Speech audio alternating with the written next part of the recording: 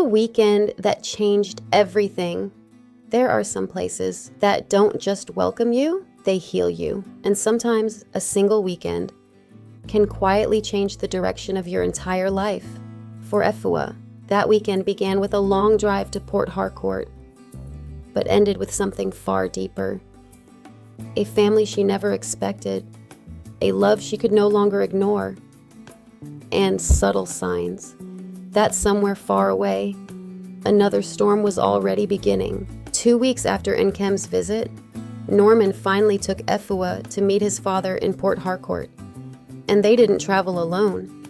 Nneka came with them too, overflowing with excitement. She had just received her A-level results, and she had passed brilliantly.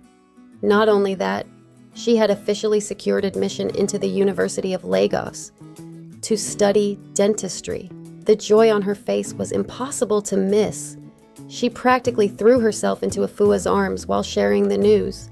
Norman couldn't hide how proud he was of her. The journey itself felt warm and peaceful. Nneka had packed snacks for everyone: sausage rolls, queen cakes, cold lemon drinks. Even Lady Delilah, the dog traveling behind them in the Range Rover, received part of the meal, and surprisingly, Efua had started growing fond of the dog too. As evening approached, they finally arrived at Norman's father's estate, and Efua was stunned. She had expected a normal family home, not a massive private estate lined with palm trees, high gates, beautiful farmland, and a breathtaking white Mediterranean-style mansion covered in bougainvillea flowers. It looked less like a house and more like a place where peace itself lived. The moment they arrived, 2 Labradors came running toward them excitedly. Then came Mama Ebie, the warm housekeeper who had practically become family over the years. Inside the house, Efua finally met Norman's father, tall, distinguished, graceful, a man whose calm dignity instantly reminded her of Norman. Nneka ran into her grandfather's arms joyfully, sharing the news about her admission. And while listening, the old man slowly walked toward Efua. He looked directly at her and smiled warmly. "And who is this lovely person?"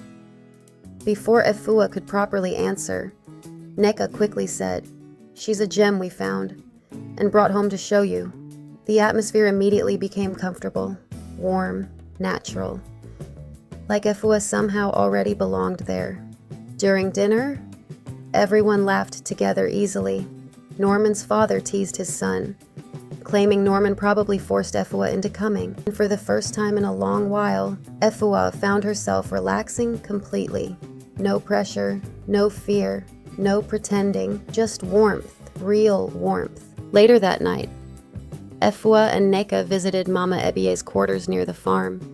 The place overlooked green fields, vegetable rows, corn farms, and wooden poultry coops glowing beneath the tropical sunset.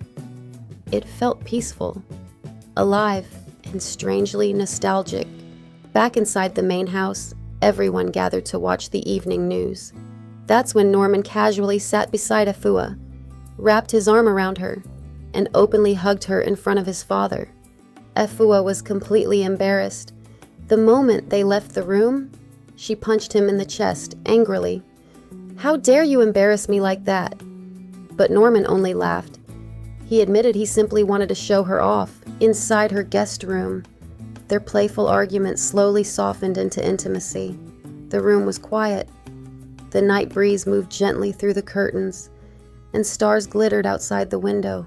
For a few moments, time itself felt still. Norman looked at her softly and whispered, "I wish we were spending the night together." But Efua smiled gently and refused.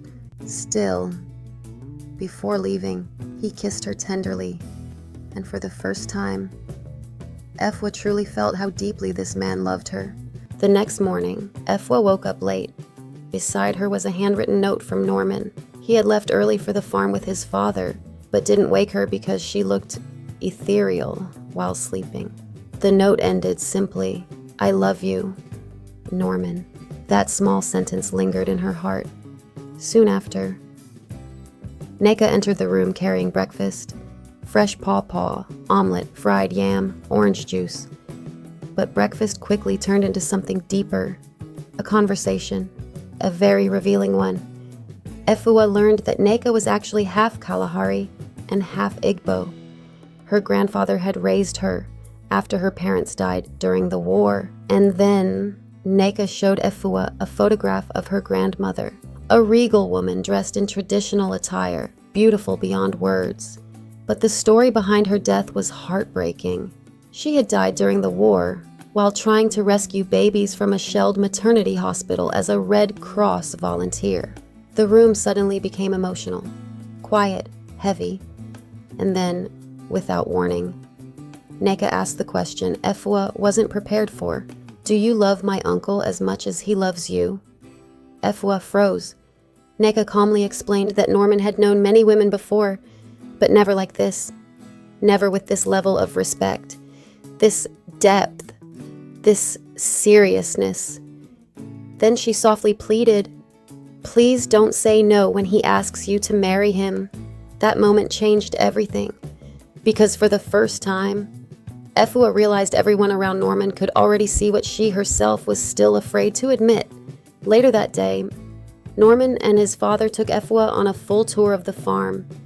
Fields stretched endlessly, vegetables, corn, poultry houses, fruit orchards.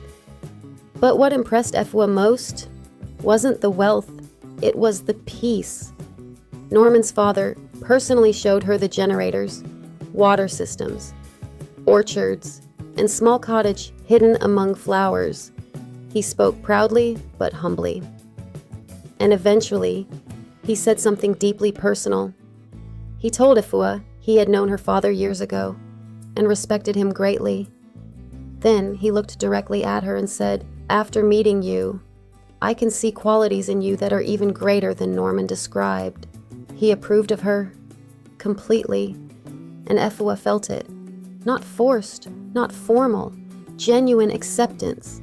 That afternoon, they ate barbecue together under the trees, fresh mangoes, coconut milk, roasted meat. And while laughing together, Norman's father shared stories about Norman's childhood, especially one hilarious memory, where young Norman cried after being punished by his mother and begged everyone, "Please ask my mummy to say sorry to me." Everyone burst into laughter.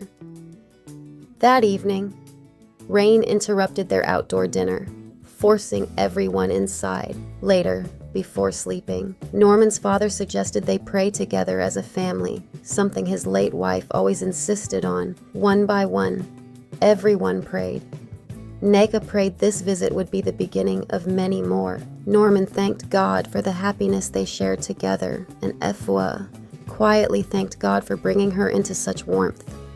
Because deep inside, she already knew this weekend had changed her forever. Back in Ibadan, life became busy again. Efua's journalism career exploded with success. She was given her own newspaper column, and work consumed her completely. Norman continued visiting her on weekends. He worried about her health, forced her to eat properly, took care of her constantly. Their bond only deepened. Then months passed.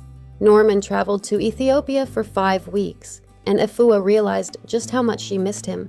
Meanwhile, Nkem and Odili finally returned from abroad.